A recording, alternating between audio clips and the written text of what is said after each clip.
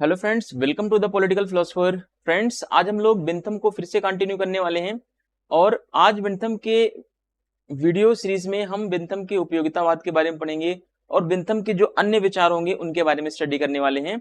तो सबसे पहले देखते हैं कि उपयोगितावाद के बारे में बेंथम ने क्या बोला है, उपयोगितावाद क्या है, इसके बारे में एक एक करके हम सीखने का प्रयास करते हैं और साथ में जो चीजें मोस्ट इंपॉर्टेंट है उनको मैं आपको बताता चलूंगा। तो आप उनको अपने नोट्स में, अपने पेजेस में, जहां भी आपको ऐड करना है आप उनको अपने हिसाब से अपने नोट्स में ऐड करते जाइए। ठीक है। तो उपयोगितावाद का सिद्धांत जो है बेंथम की सबसे महत्वपूर्ण और अमूल्य देन मानी जाती है। तो कहने का मतलब है कि उपयोगितावाद ही क्या है, पहले तो ये समझ लें। तो बेंथम कह रहा है कि उपयोगितावाद को अगर हम आसान भाषा में समझने का प्रयास करें तो हम यहां से समझ सकते हैं बेंथम का उपयोगितावाद। अगर हम उपयोगितावाद की बात करें सीधे,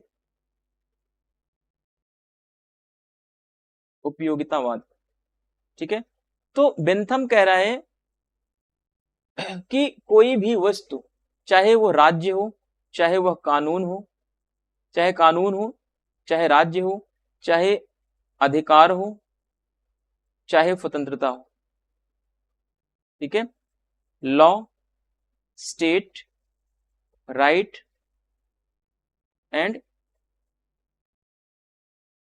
लिबर्टी, ठीक है।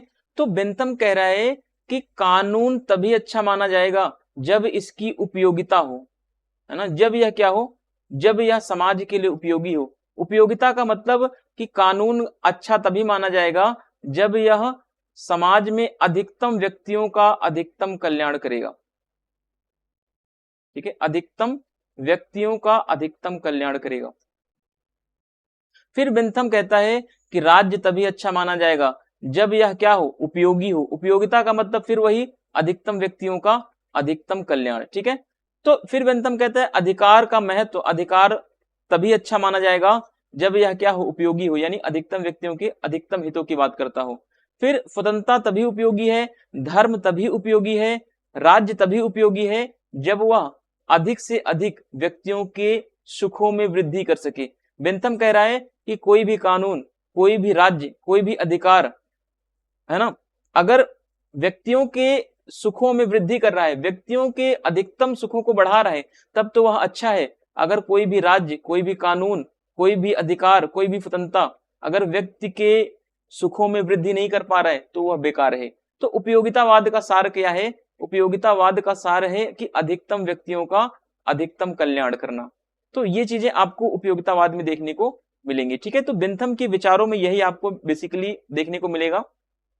चाहे वो स्वतंत्रता को लेकर कोई विचार दे रहा हो, चाहे वो समानता पर कोई विचार दे रहा हो, चाहे वो अधिकार, चाहे वो राज्य के संबंध में कोई विचार देगा, तो उस विचार के पीछे उसकी एक उपयोगिता निहित होगी। यानी वो कहेगा कि कोई भी चीज हो संसार में, अगर वह उपयोगी है तभी तो काम की चीज है, अदरवाइज वह बेकार है। अगर मैं आपको वीडियो पढ़ा रहा हूं तो अगर आपके लिए उपयोगी है, यूजफुल है ये, तब तो अच्छा है, अदरवाइज आप क्या करेंगे, स्किप कर देंगे, हम नहीं पढ़ेंगे इनसे, है ना। कोई भी व्यक्ति यही चाहता है कि अगर उसके लिए अगर कोई भी वस्तु हित में है तब तो वह ठीक है, अगर उसके कल्याण की बात नहीं करता तो क्या है, बेकार है।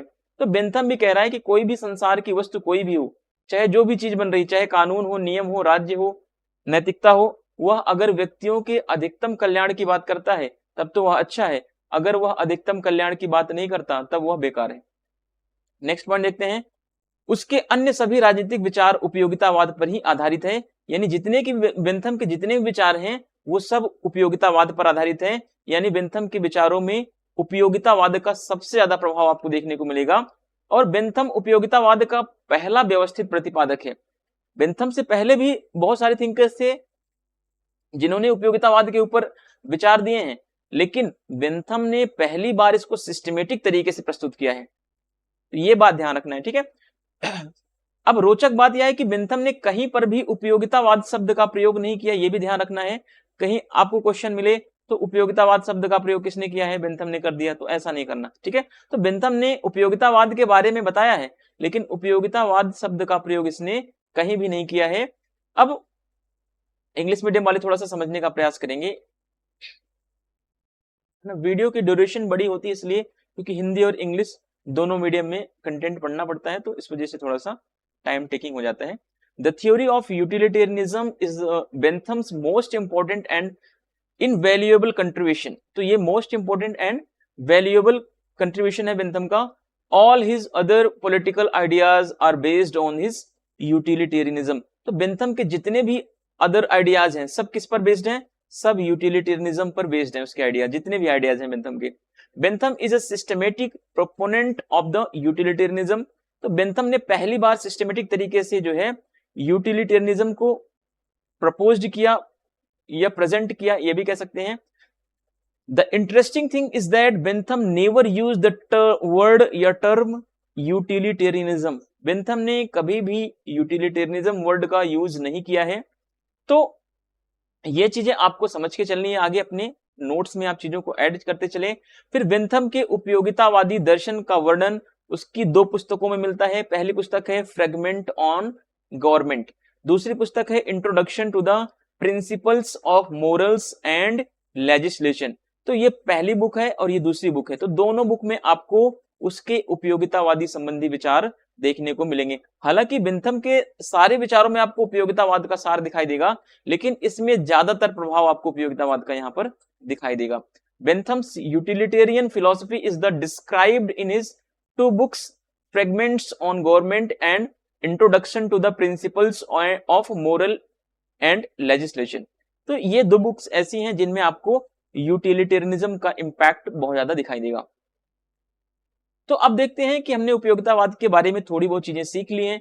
अब देखते हैं कि उपयोगितावाद का विकास कैसे हुआ, इसका डेवलपमेंट कैसे हुआ, एक एक करके हम यहाँ पर समझने का प्रयास करते हैं। जहां से भी क्वेश्चन पूछने के चांसेस होते हैं, मैंने उन सारी चीजों को यहाँ पर ऐड करने का पूरा प्रयास किया हुआ है। तो अब देखते हैं उपयोगितावाद का विकास। पहला पॉइंट, उपयोगितावाद 19वीं शताब्दी का दर्शन है। ठीक है, हालांकि उपयोगितावाद इसके पहले भी आ चुका है, लेकिन उपयोगितावाद जो है 19वीं शताब्दी में कहें तो ये सिस्टमेटिक तरीके से प्रॉपर आ चुका है। लेकिन आचार शास्त्र के सिद्धांत के अनुरूप में या आचार शास्त्र के सिद्धांत के रूप में इसका संबंध जो है प्राचीन यूनान के एपिक्यूरियन संप्रदाय से भी माना जाता है। अब देखो, उपयोगितावाद को हमने अब यहाँ पे पढ़ा कि 19वीं शताब्दी में आया ये, लेकिन अगर बात करें तो ये बहुत पहले यूनानी सभ्यता में ही या यूनानी विचारों में इसका प्रभाव आपको देखने को मिलेगा, जिसमें यूनान में एक एपिक्यूरियन संप्रदाय है, उसने क्या किया है, उसने सबसे पहले जो है उपयोगितावाद का सिद्धांत दिया है। अब देखिए, एपिक्यूरियन चिंतन के अनुसार मनुष्य क्या है, मनुष्य पूर्णतः सुखवादी है। एपिक्यूरियन चिंतन क्या बोल रहा है, ये कह रहा है कि मनुष्य क्या है, मनुष्य सुख प्राप्त करना चाहता है और दुखों से बचना चाहता है। सुख प्राप्त करना चाहता है और दुख से बचना चाहता है।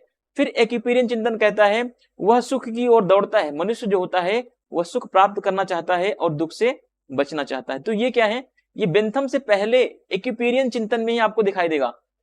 ठीक है, तो ये यूनानी परंपरा में भी आपको, बेंथम से पहले यूनानी परंपरा में भी आपको जो है उपयोगितावाद का सार दिखाई पड़ता है। लेकिन अगर बात किया जाए तो सिस्टमेटिक तरीके से, तो व्यवस्थित तरीके से जो है बेंथम ने उपयोगितावाद का सिद्धांत प्रस्तुत किया है। अब देखते हैं, utilitarianism is 19th century's philosophy, but as the theory of ethics, it is believed to be related to the Epicurean sects of ancient Greek. ठीक है, लेकिन ये 19th सेंचुरी में तो इसका बोलबाला फैल चुका था, लेकिन 19th सेंचुरी से पहले भी ये जो है एपिक्यूरियन सेक्ट्स में आ चुका है, एपिक्यूरियन संप्रदाय में आ चुका है, जो कि एंशिएंट ग्रीक का ये एक थिंकिंग क्लास था, एक कह लें। आगे देखते हैं, according to epicurean thought man is a completely hedonistic, he runs towards happiness and wants to avoid suffering. तो एपिक्यूरियन थॉट क्या कहता है कि मैन हमेशा कंप्लीटली हेडोनिस्टिक होता है, वो हमेशा सुख प्राप्त करने की बात करता है और हमेशा हैप्पीनेस के पीछे, प्लेजर के पीछे भागता रहता है और हमेशा सफरिंग से, सौरो से, इन सब चीजों को अवॉइड करता है, दुख से बचना चाहता है। तो ये एपिक्यूरियन संप्रदाय कहता है। तो उसी एपिक्यूरियन संप्रदाय से प्रभावित होकर के ये जो विचार है आगे बढ़ता चला गया। फिर अब 17वीं शताब्दी में अगर बात करें, ठीक है, 17वीं शताब्दी के कुछ सामाजिक समझौतावादी विचारक थे, उन्होंने भी उपयोगितावादी परंपरा का विकास किया है, उनका भी उपयोगितावाद को विकास करने में योगदान माना जाता है। लेकिन हम पढ़ते क्या है कि उपयोगितावाद का विकास जो है 19वीं शताब्दी में हुआ। अब बताइए क्या 17वीं शताब्दी में समझौतावादी विचारकों ने नहीं माना? अब डेविड ह्यूम ऐसे प्रथम आधुनिक विचारक हैं जिसने सर्वप्रथम अपनी पुस्तक अ ट्रीटाइज ऑफ ह्यूमन नेचर में उपयोगितावादी दर्शन का स्पष्ट प्रतिपादन किया तथा मानव स्वभाव का केंद्र बिंदु उपयोगितावाद को बताया। अब मानव स्वभाव का केंद्र बिंदु क्या है? उपयोगितावाद। यानी उपयोगितावाद का सार क्या है कि व्यक्ति जो है सुख को प्राप्त करेगा और दुख से बचेगा। ठीक है, यही उपयोगितावाद का सार है, जिसको अ ट्रीटाइज ऑफ ह्यूमन नेचर में जो है डेविड ह्यूम ने पहले ही बता दिया था। ठीक है, दूसरी बात अगर हम 17वीं शताब्दी की करें तो जिसमें समझौतावादी विचारक हॉब्स, लॉक, रूसो जैसे विचारक हुए, उन्होंने बताया कि समाज की उपयोगिता, राज्य की उपयोगिता, सामाजिक समझौते की उपयोगिता क्या है? सामाजिक समझौते की जो उपयोगिता है, जो सामाजिक समझौता किया गया है, क्यों किया गया है? क्योंकि व्यक्तियों ने उसको सामाजिक समझौते को अपने उपयोग में लिया, क्योंकि व्यक्तियों को लगा कि सामाजिक समझौता हमारे लिए उपयोगी है और उपयोगी सिद्ध भी हुआ, राज्य का निर्माण हुआ, राज्य के निर्माण से व्यक्तियों के हितों की रक्षा हुई।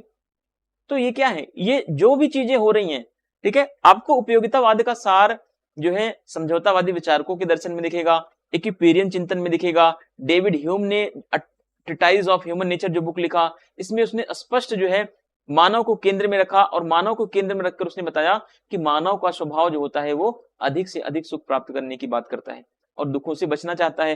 तो यही हमारा भी आज का स्वभाव, यही हर व्यक्ति का स्वभाव होता है कि वो ज्यादा से ज्यादा जो है हैप्पीनेस को अचीव करे और दुख से बचे। The social contractualist of the 17th century also developed the utilitarian tradition to some context। ठीक है, तो 17th century में भी आप देखेंगे कि कुछ ऐसे सोशल कॉन्ट्रैक्चुअलिस्ट थिंकर्स हुए हैं जिन्होंने सोशल कॉन्ट्रैक्ट के माध्यम से बताया कि जो स्टेट होगा वो भी क्या होगा, उसका भी मेंशन, उसका भी मोटिव क्या है? उपयोगितावाद है, उसका भी मोटिव क्या है? यूटिलिटेरियन है। अब देखते हैं कि David Hume is the first modern thinker who clearly propounded the utilitarian philosophy in his book a treatise of human nature. ठीक है, a treatise of human nature, यहां पे ए ऐड कर लीजिएगा, a treatise of human nature, and describe the utilitarianism as the central point of the human nature. तो a treatise of human nature में भी आप देखेंगे डेविड ह्यूम ने सबसे पहले बताया कि अपने एक व्यवस्थित पुस्तक में लिखा कि जिसमें बताया कि ह्यूमन नेचर को सेंटर में रखा और ह्यूमन नेचर का सेंटर बताया कि ह्यूमन जो होता है वो हमेशा हैप्पीनेस को अचीव करना चाहता है और शौरों से बचना चाहता है। तो ये चीजें भी आपको समझना पड़ेगा, ये सारी चीजें बिंथम के उपयोगितावाद से पहले की चीजें हैं। फिर आगे देखते हैं, हॉब्स ने मनोवैज्ञानिक भौतिकवाद के आधार पर मनुष्य को पशुवत आचरण करने वाला एक सुखवादी प्राणी बताया। अब देखो हॉब्स ने भी क्या बताया कि मनुष्य स्वार्थी होता है, मनुष्य हमेशा सुख प्राप्ति में लगा रहता है। क्यों? क्योंकि मनुष्य का स्वभाव क्या है? सुख प्राप्त करना है और दुख से बचना है। दुख से बचने के लिए तो लोगों ने सामाजिक समझौता किया। अगर दुख से नहीं बचना होता तो सामाजिक समझौता क्यों करता व्यक्ति? व्यक्तियों ने सामाजिक समझौता इसलिए किया क्योंकि उनके प्राणों की रक्षा हो सके, उनको सुख मिल सके और वे दुख से बच सके। ठीक है, फिर हचिसन ने सबसे पहले अधिकतम व्यक्तियों के अधिकतम सुख नामक वाक्यांश का प्रयोग किया। तो ये भी एग्जाम में कभी कभी क्वेश्चन पूछ लेता है, बट अब नहीं पूछता। ये 2014-13 में क्वेश्चन पूछता था, है ना, लेकिन अब उसका कंटेम्प्रेरी चेंजेस जो आपके एग्जाम में देखने को मिल रहे हैं, वो अब ये सब चीजें नहीं पूछता है किससे क्या शब्द लिया गया है। हाँ, बेंथम के ऊपर क्वेश्चन हर बार आता है, आप ये बात मान के चलेंगे। अब बेंथम पे कहां से क्वेश्चन पूछेगा वो मैं आपको आगे बताता चलूंगा कि बेंथम के उपयोगितावाद का क्या सार है, बेंथम ने उपयोगितावाद में किन किन चीजों को ऐड किया, बेंथम की स्वतंत्रता संबंधी क्या विचार है, बेंथम ने प्राकृतिक अधिकारों के संबंध में क्या विचार दिया, क्या उसने प्राकृतिक अधिकारों का समर्थन किया या उसने नेचुरल राइट्स का कंट्रडिक्शन किया। एक एक करके हम वहां पर समझेंगे जहां से क्वेश्चन बनने के बहुत ज्यादा चांसेस होते हैं। हालांकि आप लोग इसको नेग्लेक्ट नहीं कर सकते, क्योंकि हो सकता है कि आप पीजीटी की तैयारी कर रहे हो सकता है आप DTPSB की तैयारी कर रहे हो, है ना, तो अलग अलग एग्जाम में क्वेश्चन पूछने के चांसेस होते हैं। इसीलिए मैंने किसी भी पॉइंट्स को नहीं छोड़ा, चाहे वो 2012 के पेपर में आया हो चाहे 2005 के पेपर में आया हो। ठीक है, तो हचिसन ने जो है सबसे पहले जो है अधिकतम व्यक्तियों के अधिकतम सुख नामक वाक्य का प्रयोग किसने किया है? तो हचिसन ने किया है। उसके बाद जो है प्रिस्टले ने शासन की नीतियों के आधार पर जो है अधिकतम व्यक्तियों के अधिकतम सुख का वाक्य इसने अपना लिया था। तो सबसे पहले हचिसन ले लिया इस शब्द को, उसके बाद हचिसन के बाद प्रिस्टले ने ले लिया इस शब्द को। तो आप इस तरीके से एक चीजों को सीखते चलेंगे sequence wise. Hobbes on the basis of psychological materialism and described man as a hedonistic creature behaving like an animal, ठीक है, behaving like an animal। तो Hutchison was the first to use the phrase maximum happiness of maximum number of the people। तो इसके बाद Hutchison के बाद इस terms को किसने यूज किया, इस टर्म को after that the Presley supported this sentence on the basis of government policies. तो गवर्नमेंट की पॉलिसीज को आधार बनाकर, बेस बनाकर इसने, प्रिस्टले ने इस वर्ड का हचिसन के बाद शब्द प्रयोग किया इसने। अब देखिए सर्वप्रथम सुख और दुख शब्द, ये कभी कभी एग्जाम में पूछ लेता है कि सुख और दुख शब्द प्रिस्टले ने दिए थे, ठीक है। सुख और दुख शब्द बेंथम ने किससे लिया है, तो बेंथम ने सुख और दुख शब्द जो लिया है अपने उपयोगितावाद में, तो वो प्रिस्टले से लिया है, और अधिकतम व्यक्तियों का अधिकतम सुख जो है वो हचिसन से लिया है। वेपर के अनुसार उपयोगितावाद के प्रवर्तक डेविड ह्यूम हैं, प्रिस्टले हैं और हचिसन हैं। वेपर जो है बेंथम को उपयोगितावादी नहीं मानता है, क्योंकि बेंथम ने तो कोई सिद्धांत ही नहीं दिया। ह्यूम से, प्रिस्टले से, हचिसन से, इन्हीं के विचारों को तो कॉपी किया उसने अलग क्या दिया है ना। तो वेपर कहता है कि उपयोगितावाद के वास्तविक प्रवर्तक कौन है, डेविड ह्यूम है, प्रिस्टले हैं और हचिसन। ऐसे विचार क्या है, उपयोगितावादी कहलाते हैं, ऐसा वेपर का मानना है। Priestley was the first to use the word happiness and misery. According to Weber, the originator of the utilitarianism were David Hume, Priestley and Hutchison। तो इस तरीके से आपका उपयोगितावाद का विकास हमने देख लिया। अब उपयोगितावाद का अर्थ समझेंगे, फिर बेंथम के क्या उपयोगितावाद हैं उनके बारे में एक एक करके हम यहाँ पर समझने का प्रयास करेंगे, क्योंकि अब बीच बीच में थोड़ा सा आपको डिस्ट्रैक्शन हो सकता है, क्योंकि साउंड की क्वालिटी चेक करनी पड़ती है।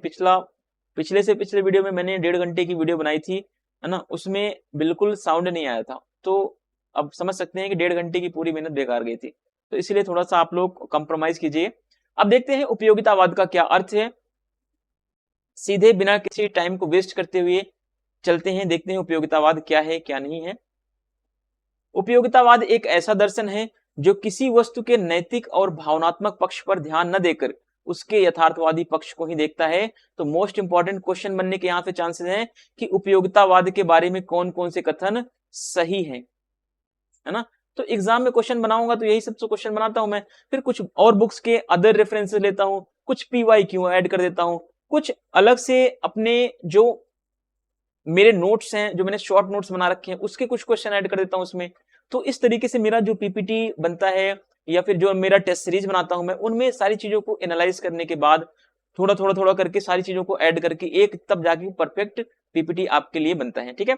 तो उपयोगितावाद क्या है, एक ऐसा दर्शन है जिसमें नैतिक और भावनात्मक पक्ष पर ज्यादा बल नहीं दिया गया है, बल्कि उपयोगितावाद का सार क्या है, उपयोगितावाद का सार है यथार्थवाद। यानी कोई भी वस्तु जो है वो कितनी उपयोगी है उसको हम नैतिक रूप में नहीं देखेंगे, बल्कि उसको देखेंगे कि यह यथार्थ में कितनी उपयोगी है, रियलिटी में हमारे लिए कितना यूजफुल है, क्या वास्तविक रूप में, क्या यह यथार्थ रूप में हमारे अधिकतम सुख को बढ़ा सकती है या नहीं बढ़ा सकती।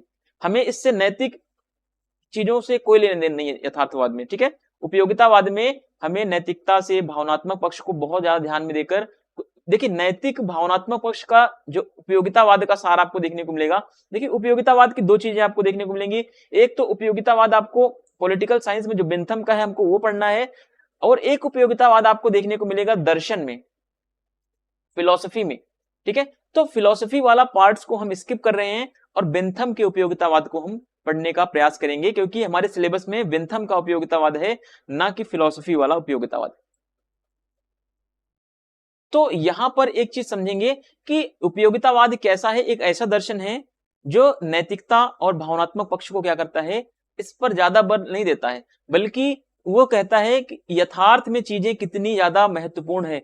क्या कोई वस्तु, अगर ये पेन है, अब जैसे ये पेन है मान लीजिए, तो अगर हम इसमें 4-5 घंटे हमने मेहनत करी और मेहनत करके एक पेन बनाया, और अगर मैं बोलूं कि ये पेन बेकार है, मैं इसको तोड़ने जा रहा हूं ऐसे करके, आप बोलेंगे सर आप प्लीज मत तोड़िए, क्योंकि आप इसमें बहुत ज्यादा मेहनत किए हैं, आप इसको मत तोड़िए।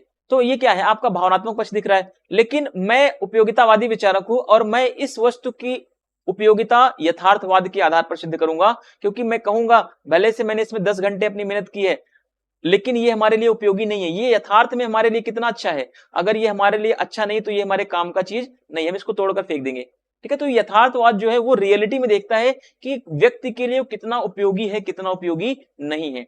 तो उपयोगितावाद जो है यथार्थवाद पर भी टिका हुआ है, ये चीज आप ध्यान रखेंगे। ठीक है, उपयोगितावाद जो है यथार्थवाद से जुड़ा हुआ है। उपयोगितावाद ने सुखवाद से प्रेरणा ली है, ये बात भी आपको ध्यान रखना है, क्योंकि सुखवाद का उद्देश्य क्या होता है, सुखवाद जो है यह सुखों की वृद्धि की बात करता है। ऐसे ही उपयोगितावाद भी कहता है कि व्यक्ति अपने सुखों को बढ़ाना चाहता है और दुखों से बचना चाहता है। उपयोगितावाद में किसी भी कार्य या वस्तु की उपयोगिता को सुख दुख की मात्रा से आंका जाता है।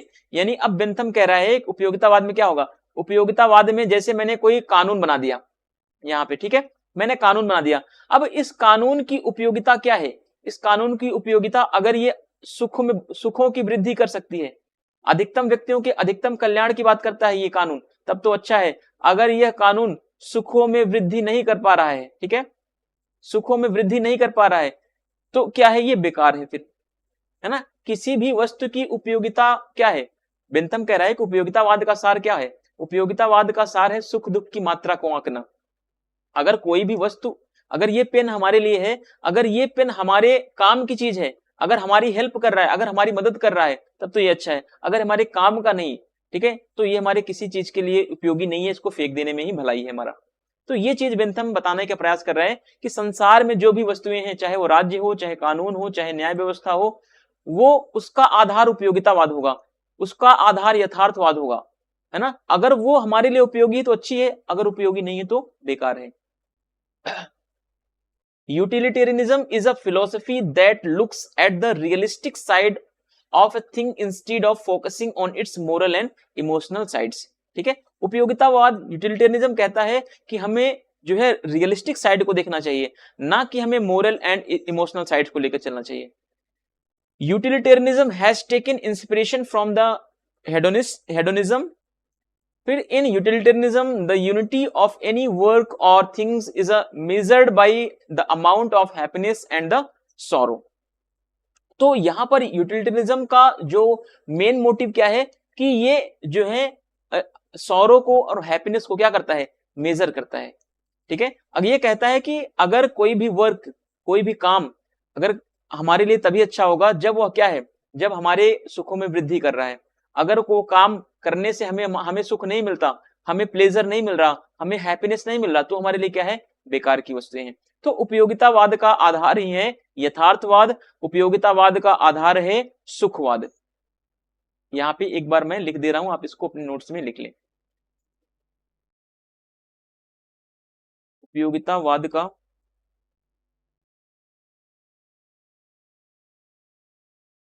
आधार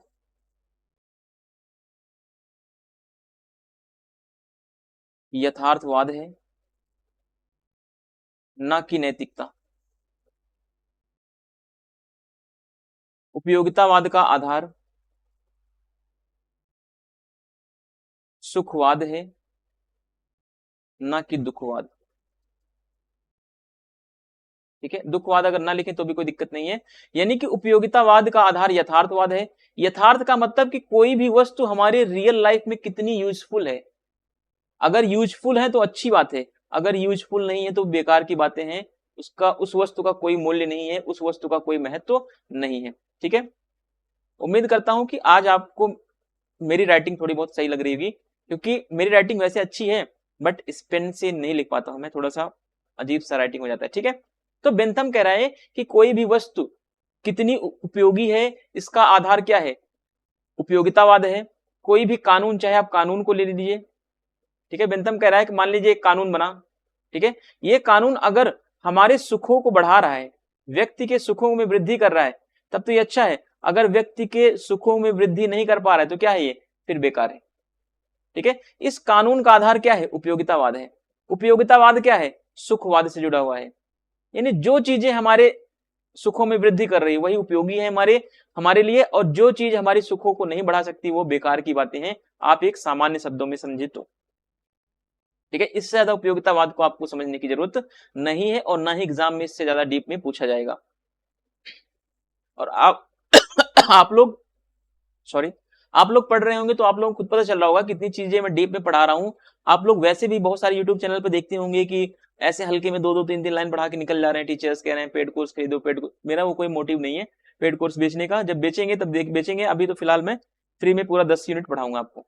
ठीक है, अर्थात अब देखिए उपयोगितावाद और क्या कह रहा है, अर्थात अच्छा कार्य वह है जिससे सुख प्राप्त होता है तथा बुरा कार्य वह है जिससे दुख प्राप्त होता है। ठीक है, तो उपयोगितावादी कहते हैं कि अच्छा कार्य वो होगा जिसमें हमें सुख की प्राप्ति होगी, और जिससे हमें दुख मिलेगा वो हमारे लिए उपयोगी नहीं है। जिससे हमें सुख मिलेगा वही क्या है, वही कार्य हमारे लिए उपयोगी है। अब उपयोगितावाद में आप एक कॉमन चीज समझ के चले कि वही चीजें हमारे लिए उपयोगी हैं, वही चीजें हमारे लिए अच्छी हैं जो हमारे हैप्पीनेस को बढ़ा सकती है। जो हैप्पीनेस को नहीं बढ़ा सकती वो क्या है, वो बेकार है। जो बढ़ा सकती हैं वही हमारे लिए उपयोगी हैं। अब उपयोगितावादी सिद्धांत को मानने वाले सभी लोग क्या हैं, व्यक्तिवादी हैं, उदारवादी हैं। ठीक है, क्योंकि उपयोगितावाद का आधार क्या है, व्यक्तिवाद से जुड़ा हुआ है। क्योंकि सुख यहां पर जानवरों के बढ़ाने की बात नहीं कर रही। उपयोगितावाद कभी भी जानवरों के या किसी अन्य जीव जंतु के सुखों में वृद्धि की बात नहीं करता। उपयोगितावाद व्यक्तियों के सुखों को बढ़ाने की बात कर रहा है ना। तो उपयोगितावादी जितने भी सिद्धांतकार हैं वो सब जो भी उपयोगितावाद को मानता है वो व्यक्तिवादी होता है, वो उदारवादी है। यानी उसके चिंतन का केंद्र क्या है, व्यक्ति है।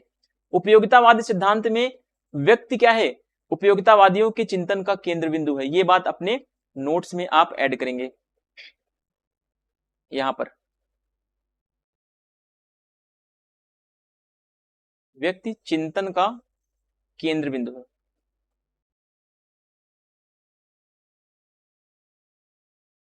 Individual is the centre point of the utilitarianism.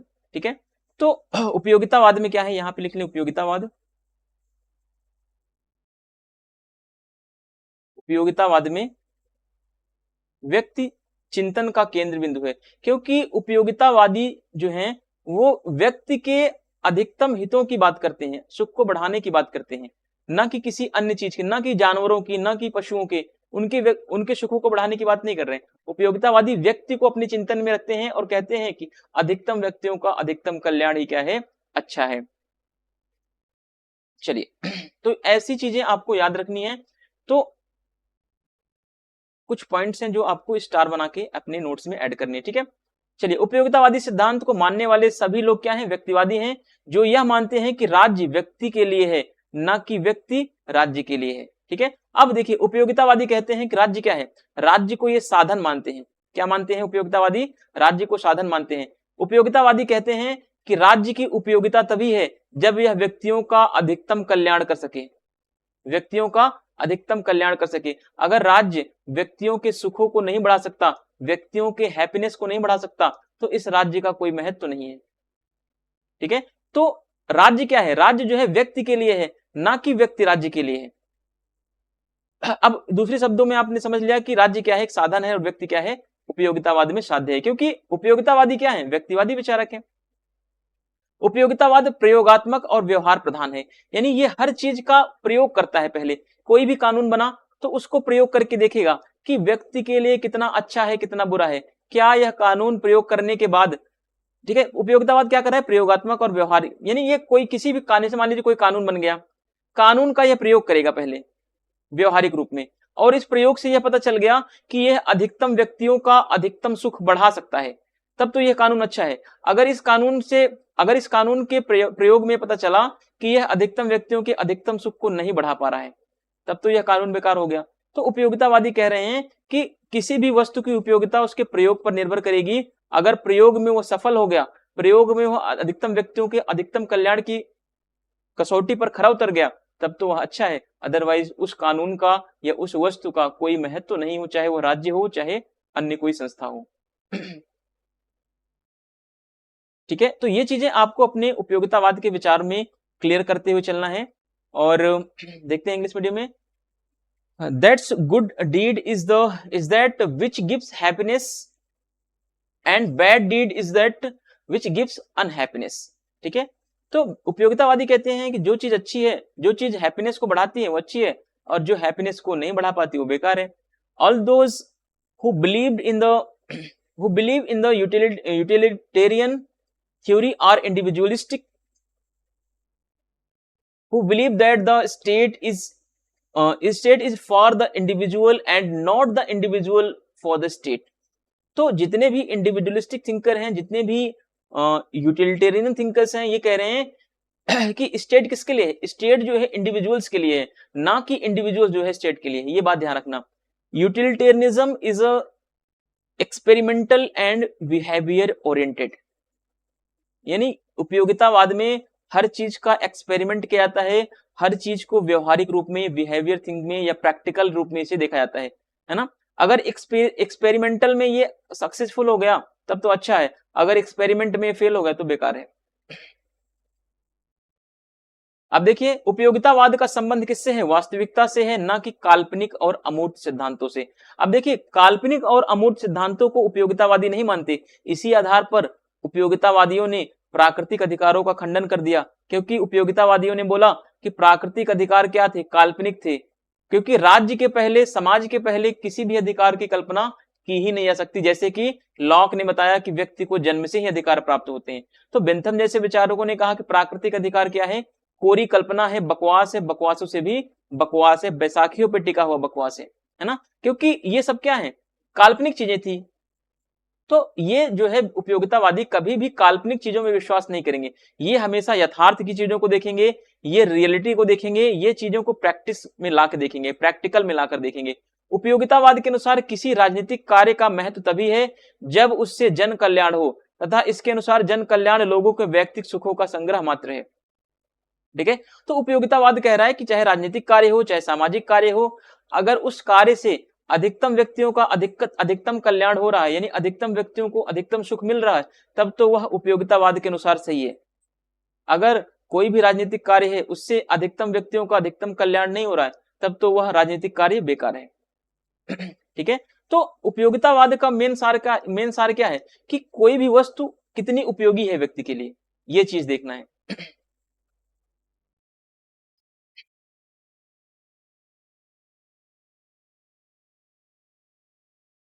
चलिए, that is a good deed, ये हो गया थिंक।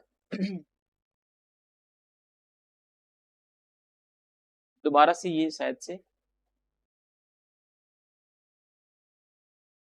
दोबारा से हो गया ये, चलिए छोड़िए, रहने दीजिए इसको। अब आगे देखते हैं बेंथम के उपयोगितावाद में अगला पॉइंट, उपयोगितावाद में सॉरी, ठीक है, उपयोगितावाद में व्यक्तिगत स्वतंत्रता पर बल दिया जाता है, ये भी इंपॉर्टेंट है, ध्यान रखना। तथा व्यक्तिगत स्वतंत्रता पर केवल सार्वजनिक व्यवस्था और शांति का ही बंधन लगा सकते हैं, अदरवाइज नहीं लग सकता।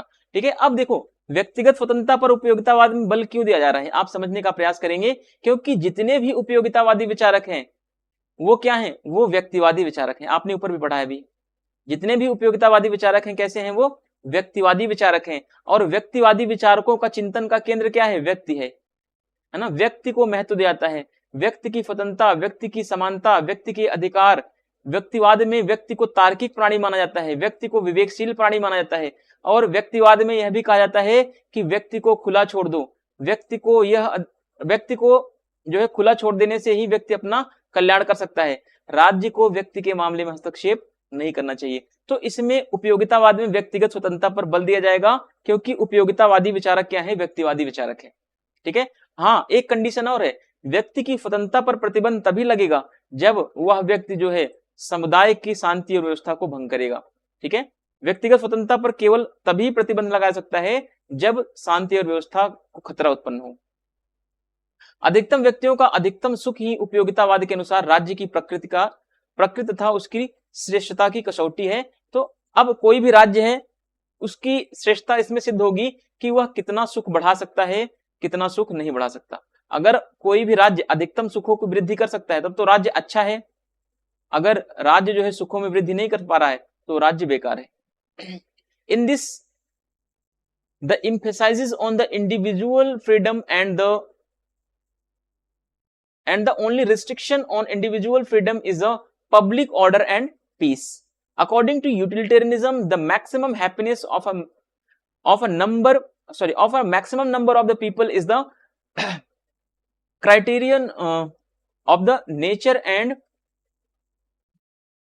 superiority of the state.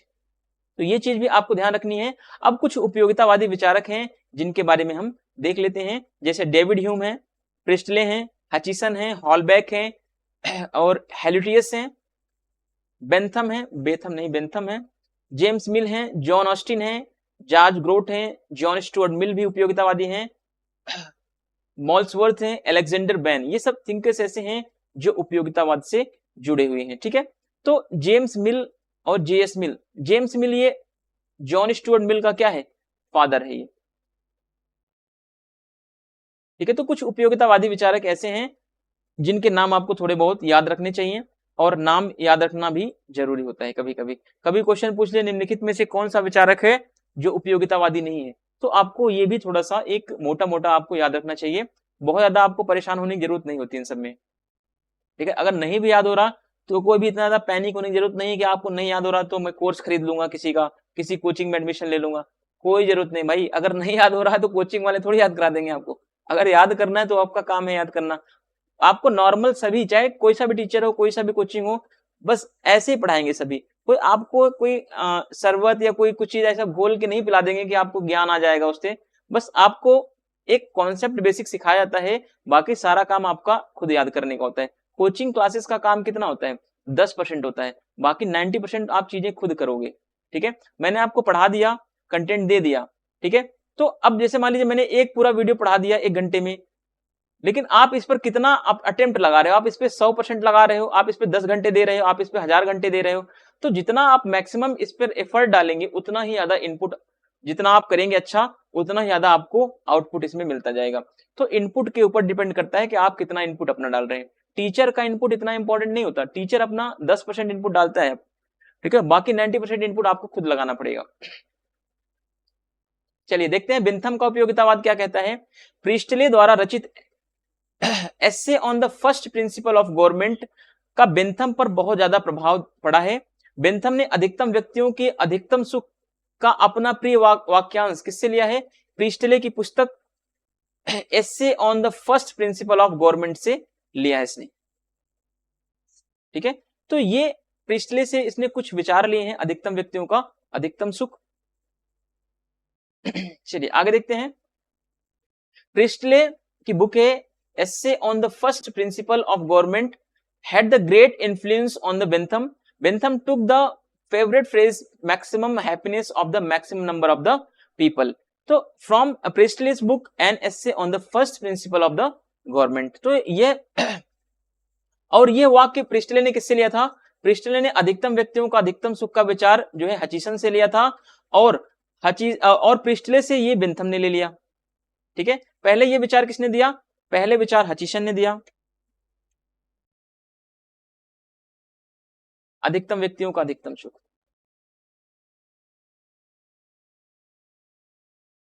भाई कुछ तो सही लिख लूं मैं कभी। चलिए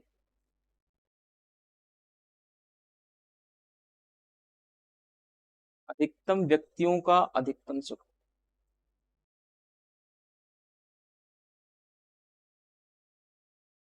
पहले हचिसन ने दिया,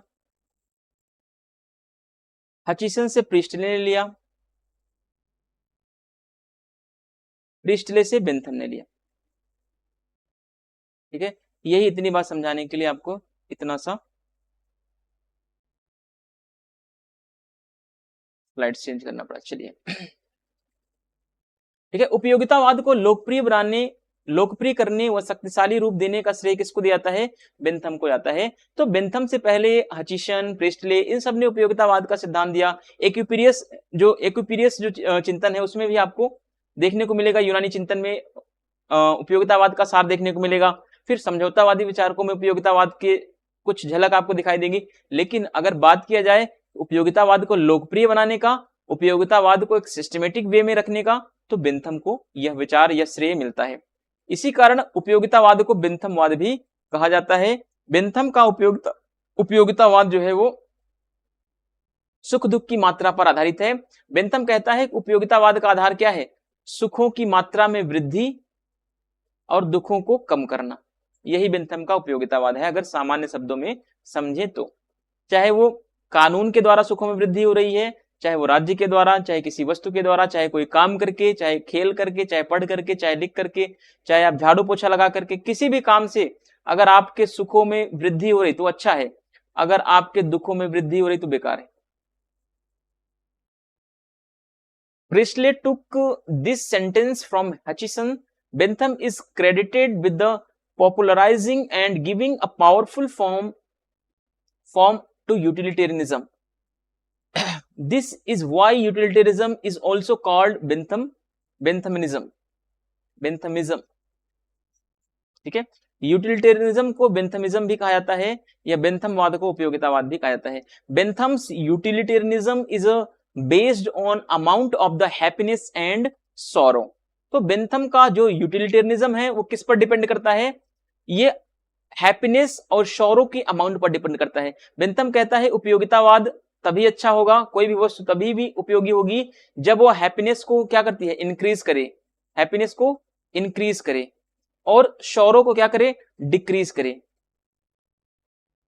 स्पेलिंग देख लेना आप, जो भी है सही है ना। अब देखिए बेंथम के उपयोगितावाद में अगला क्या है? मानव के सभी कार्यों की कसौटी क्या है? उपयोगिता है। यानी व्यक्ति जो भी कुछ भी कार्य करता है उस कार्यों का आधार क्या है? उपयोगिता है। अगर कोई भी काम हम कर रहे हैं, अगर उस काम से हमारे सुखों में वृद्धि हो रही है, हमारे हैप्पीनेस में इंक्रीज हो रहा है तो वो उपयोगी है। अगर हमारे किसी भी कार्य से अगर हमारे सुखों में वृद्धि नहीं होती है तो हमारे लिए बेकार है। अगर हमारे कार्य से सुखों में वृद्धि हो रही तो क्या है? वो अच्छा है। तो उपयोगितावाद क्या है? व्यक्ति के सभी कार्यों की कसौटी है। जिस कार्य से मनुष्य को सुख प्राप्त होता है वह कार्य उपयोगी है, वह उचित है, तथा जिस कार्य से मनुष्य को दुख प्राप्त होता है वह कार्य अनुपयोगी है और अनुचित है या बेकार है, फालतू की बातें। ठीक है, अब इसमें आपको बहुत ज्यादा समझाने की जरूरत नहीं पड़ेगी, अब आपको समझ में आ रही होंगी चीजें। अब देखिए यह उपयोगितावाद का सिद्धांत मानव कार्यों के साथ साथ प्रशासनिक कार्यों में भी लागू होता है। यह बात भी ध्यान रखना कि अब बेंथम कहता है कि उपयोगितावाद की चलिए ठीक है, व्यक्ति कोई कार्य कर रहा है, अगर उसको उससे उसके प्लेजर में इंक्रीमेंट हो रहा है, अगर उसकी खुशी बढ़ रही है उस कार्य को करने से, तो बेंथम कहता है वो अच्छा है।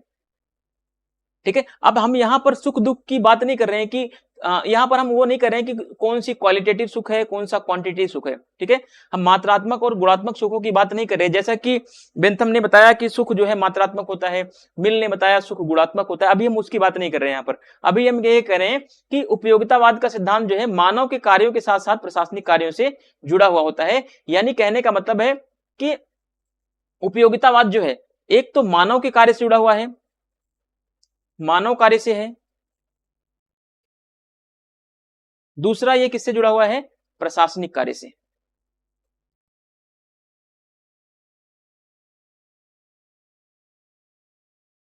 यानी कि एडमिनिस्ट्रेटिव वर्क से। अब देखिए मानव के कार्य से उपयोगितावाद का क्या संबंध है?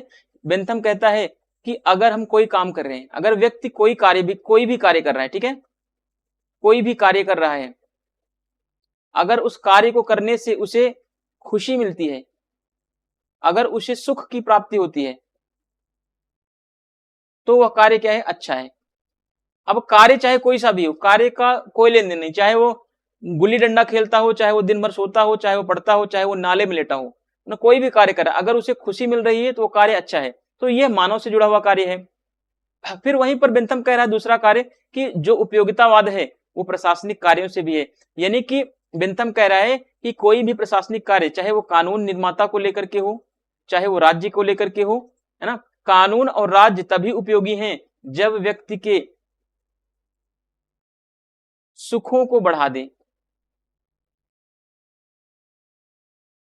ठीक है, तो बेंथम कह रहा है वही प्रशासनिक कार्य अच्छा है जिससे व्यक्ति के सुखों में वृद्धि होती है, वह प्रशासनिक कार्य बेकार है जिससे सुखों में वृद्धि नहीं होती है। ठीक है, तो अब ये चीज भी आप ध्यान में रखें कि बेंथम का उपयोगितावाद का संबंध प्रशासनिक कार्यों से भी है, मानव कार्य से जुड़ा तो है ही है। कि बेंथम कह रहा है कि मनुष्य कोई सा भी कार्य करे, अगर खुशी मिल रही तो कार्य अच्छा है। लेकिन मिल ने कहा नहीं नहीं, गंदे कार्यों से खुशी को दो टाइप से डिवाइड किया, उसने सुख को दो टाइप से डिवाइड किया, वो आगे चल के हम सीखेंगे, अभी ये टॉपिक हमारा यहाँ पर वो नहीं है। ठीक है,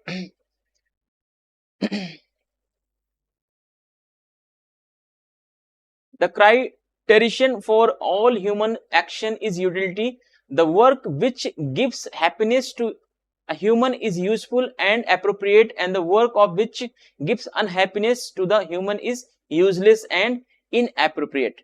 तो बेंथम कह रहा है कि कोई भी कार्य जो हमारे हैप्पीनेस को इंक्रीज करता है वो अच्छा है, और जो हमारे हैप्पीनेस को इंक्रीज नहीं करता वो हमारे लिए इनएप्रोप्रिएट है, वो बेकार है, हमारे लिए यूजलेस है, इनएप्रोप्रिएट है। This principle of utilitarianism is applicable to the human action as well as administrative action, most important.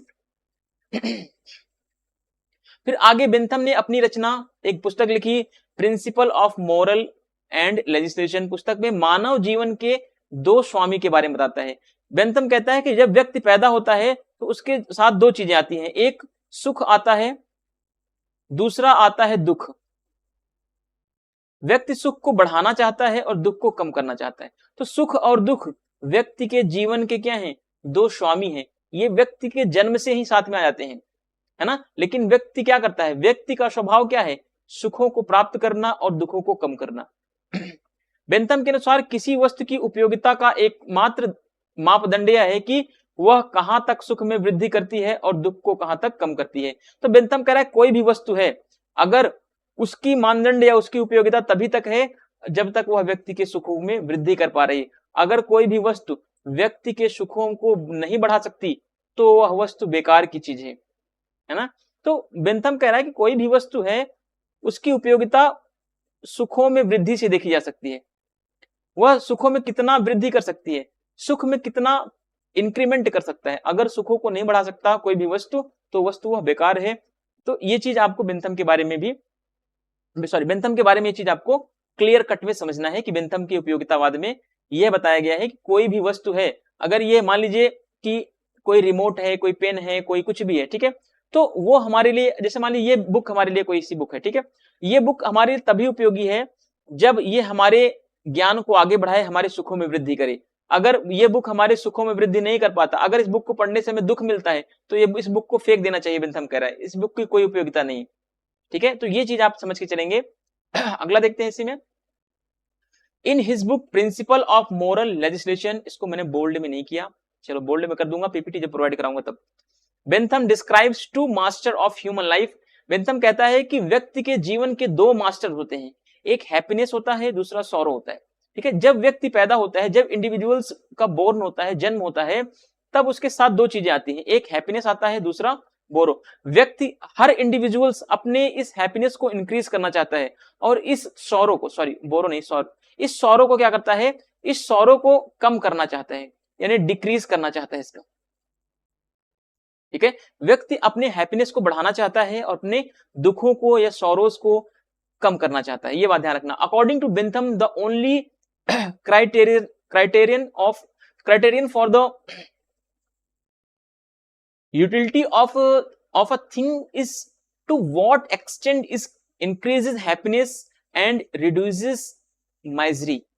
Bentham कह रहा है कि उपयोगितावाद किसी भी वस्तु की, किसी भी थिंग्स की उपयोगिता या उसकी यूटिलिटी तभी अच्छी है जब वह हैप्पीनेस को एक्सटेंड कर दे और जो माइजरी है या जो शॉरोनेस है इसको डिक्रीज करे। ठीक है, तो बेंथम कह रहा है कि हैप्पीनेस को इंक्रीज करना ही मेन उसका मोटिव है। फिर अब देखते हैं यहां पर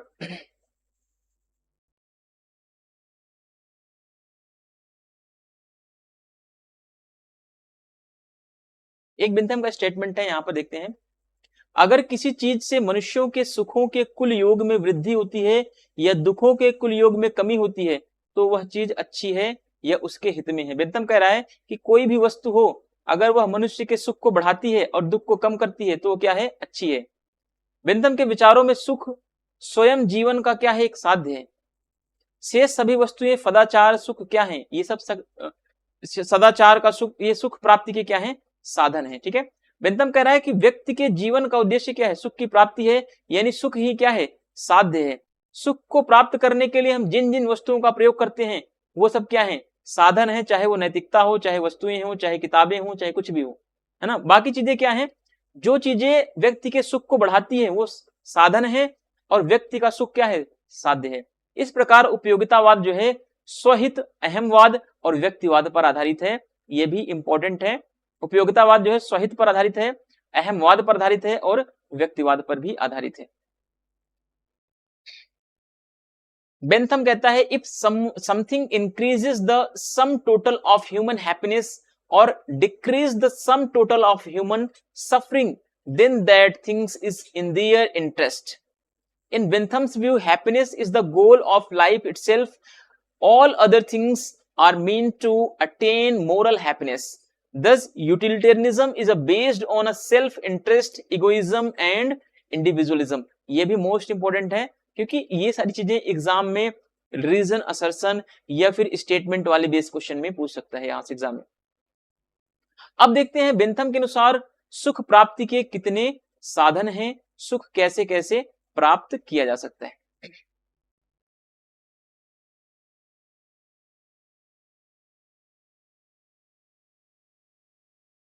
यार बहुत बड़ा टॉपिक है ये, मतलब अभी तक है ना, मैं कभी कभी सोचता हूँ यार मैं इतना बड़ा बना के देता हूँ ना, इतनी चीजें ऐड क्यों करता हूँ, फिर बाद में जब पढ़ाना होता है तो लगता है यार जल्दी खत्म हो, ये कैसे खत्म करें इसको पढ़ा करके। चलिए कोई बात नहीं, अब अगले पार्ट में हम इसको पढ़ेंगे। बेंथम के अनुसार सुख जो है, सुख को प्राप्त करने के बेंथम ने 4 साधन बताए हैं। बेंथम ने बताया कि धर्म के द्वारा, राजनीति के द्वारा, नैतिक कार्यों से और लास्ट है हमारा भौतिक साधनों के द्वारा सुख प्राप्त होता है। तो ये अगले पार्ट में देखेंगे, अभी इसको डिस्कस करेंगे, थोड़े थोड़े पार्ट में डिवाइड करके पढ़ लेंगे। तो आज मतलब अब कोशिश करूंगा कि डेली वीडियो डालूं यार, कि मतलब 2-3 वीडियो, 2 वीडियो। आप लोग कॉपरेट नहीं करते, वीडियो देखेंगे तो मैं 2 से 3 वीडियो भी अपलोड कर सकता हूँ। जिस दिन मेरे पास टाइम रहता है, जिस दिन छुट्टी रहती है, मैं उस दिन रिकॉर्ड करके रख लेता हूँ वीडियोस को, पर अपलोड नहीं करता, क्योंकि अपलोड कर दूंगा 2-3 वीडियो साथ में, देखता नहीं कोई, व्यूज नहीं आते, बनाने का फायदा फिर क्या होगा, है ना। तो इसलिए मैं मैक्सिमम एक एक वीडियो ही अपलोड करता हूं, लेकिन एक एक वीडियो अपलोड करूंगा डेली तो आपका लॉस होगा उसमें, कोर्स जो है बहुत लेट कंप्लीट होगा तो आपका नुकसान होगा उसमें। बट चलिए कोई बात नहीं, देखते हैं अब आगे की वीडियो अगले पार्ट में देखेंगे। बेंथम के अनुसार सुख प्राप्त करने के 4 साधन कौन कौन से हैं वो अगले पार्ट में, फिर सुखों की मात्रा कैसी होती है, क्या कैसे कैसे होता है, वो सारी चीजों को एक करके हम समझने का प्रयास करेंगे। मिलते हैं नेक्स्ट वीडियो में, तब तक के लिए चैनल को लाइक, सब्सक्राइब और शेयर जरूर करें। Thank you, thanks for watching.